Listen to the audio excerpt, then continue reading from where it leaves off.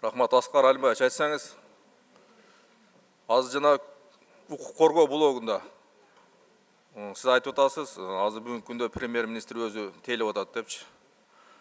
Анан чындыгында эле өткөндө жанагы Жеңиш Парпиевич Разаков иштеп жүргөндө көп эле жумуштар аткарылды да, ошол чек ара маселелер боюнча, башка ушул укук коргоо тармактары боюнча.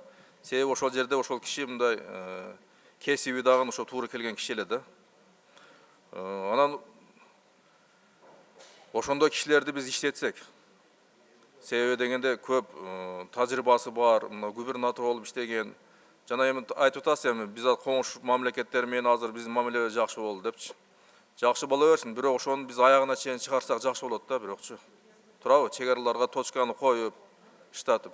Ошондон ошо кишинин дагы бир карап көрүп иштетсеңиздер деген ой пикирди айткым келип атат.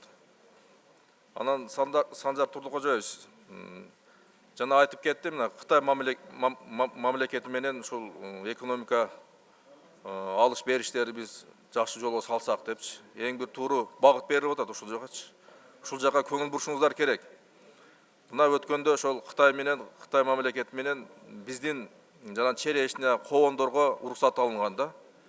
Бирок ошол самолет аркылуу ташыш керек деп кол коюлуп калыптыр да. Ошону биз өкмөт менен түшүнбөйм бул. Кантип самолет менен апара алат ал?